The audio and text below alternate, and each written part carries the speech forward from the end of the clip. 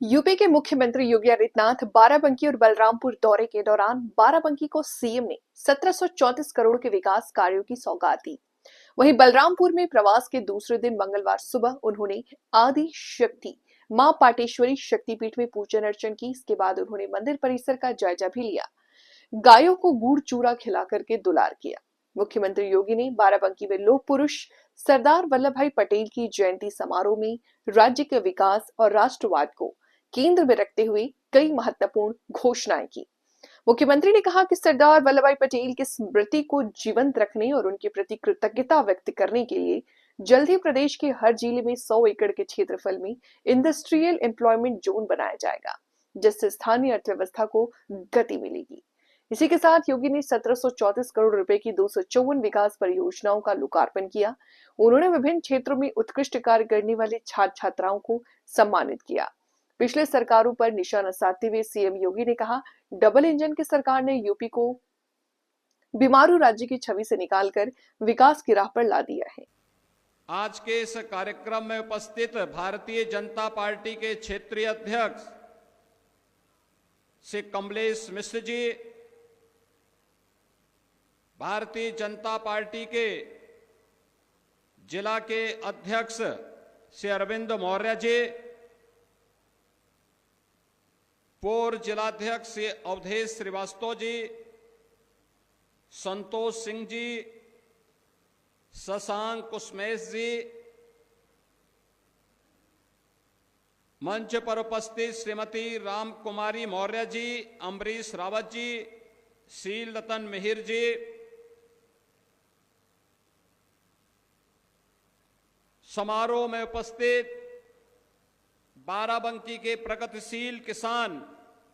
और पद्म पुरस्कार से सम्मानित श्री राम शरण वर्मा जी, जनपद बाराबंकी के मेरे सभी प्रगतिशील अन्नदाता किसान बंधुगण, भारी संख्या में उपस्थित बाराबंकी के सभी उपस्थित मेरे बहन और भाइयों, बाबा लोदेश्वर नाथ की इस पावन धरा को, जिस महादेवा के पावन स्थल को डबल इंजन की सरकार काशी विश्वनाथ की तर्ज पर कॉरिडोर में बदलने का कार्य कर रही है, कोटि कोटि नमन करते हुए मैं आप सबका हृदय से अभिनंदन करता हूं। बहनों और भाइयों, ये महज संजोग नहीं बल्कि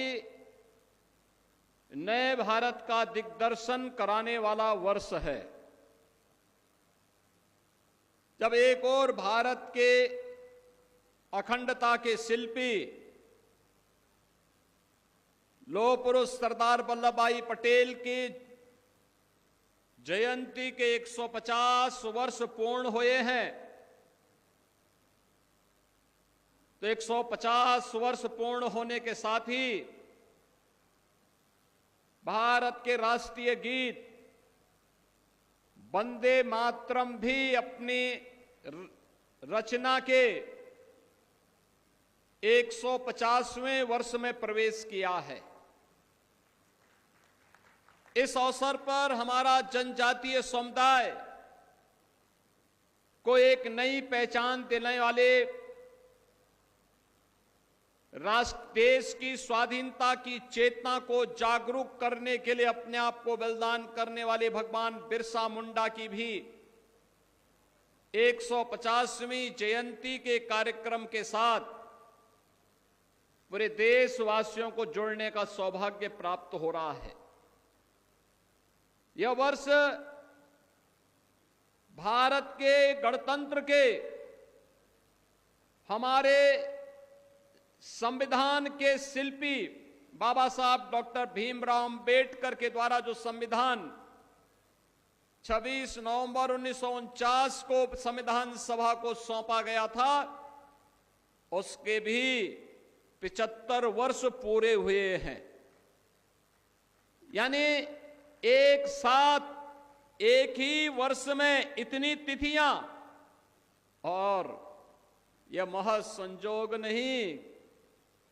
कि इस वर्ष की शुरुआत में हम सब ने प्रयागराज में महाकुंभ का भी दर्शन किया था और अभी 25 नवंबर को अयोध्या में 500 वर्षों की गुलामी को समाप्त करने के उपरांत भगवान श्री राम के भव्य मंदिर निर्माण के उपरांत अब उस पर भगवा केसरिया झंडा लहराता हुआ दिखाई देगा।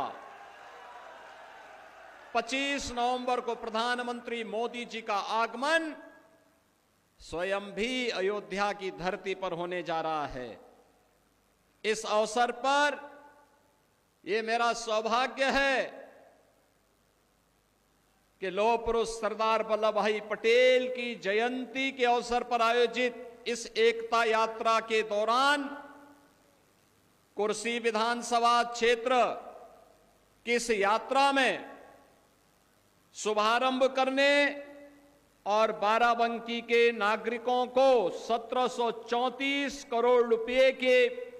विकास कार्यों का उपहार प्रदान करने का अवसर मुझे प्राप्त हो रहा है। मैं इन सभी योजनाओं की परियोजनाओं के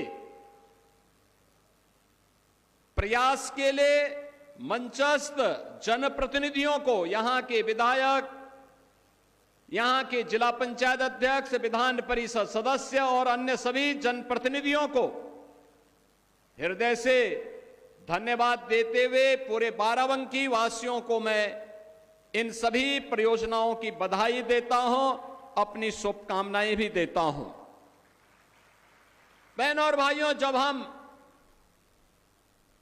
स्वतंत्र भारत की बात करते हैं, हमें भूलना नहीं चाहिए कि ब्रिटिशर नहीं चाहते थे कि भारत एक रहे और यही कारण था कि उन्होंने भारत के खिलाफ भारत को अनेक प्रकार से बांटने की साजिश की थी, बांटने की साजिश की थी। और विदेशी हुकूमत होती ही ऐसी है, गुलामी की दास्ता होती ही ऐसी है। वे आपको कमजोर करेंगे, आपको बांटने का काम करेंगे, आपकी एकता को छिन्न भिन्न करने का काम करेंगे, भाई को भाई से लड़ाने का काम करेंगे। यही मुगल काल में होता था और यही ब्रिटिश सरकार भी भारत के अंदर करती थी। जो भारत लाखों हजारों वर्षों से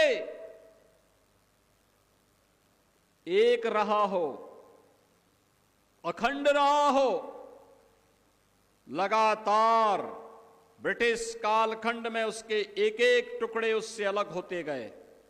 और सबसे दुर्भाग्यपूर्ण विभाजन 14 अगस्त 1947 का था, जब भारत की दो भुजाओं को भारत से पृथक करके भारत पर एक बड़ी चोट ब्रिटिशर ने की थी। उनकी मंशा थी कि भारत को हम अलग अलग भागों में, अनेक भागों में विभाजित कर दें, जिससे भारत के नागरिकों के मन में एक खिन्नता पैदा हो कि भारत एक नहीं रह सकता। बहनों और भाइयों, ब्रिटिश सरकार ने कहा, उस समय घोषणा की थी कि भारत को हम आजाद करने वाले हैं, लेकिन भारत की आजादी की शर्त उन्होंने रखी कि भारत को दो भागों में बांटेंगे। देशी रियासतों को ये छूट देंगे कि उनकी मर्जी हो भारत में शामिल हो, उनकी मर्जी हो पाकिस्तान में शामिल हो, या उनकी मर्जी वे अपने स्वतंत्र अस्तित्व को भी बनाए रख सकते हैं। लेकिन बहनों और भाइयों,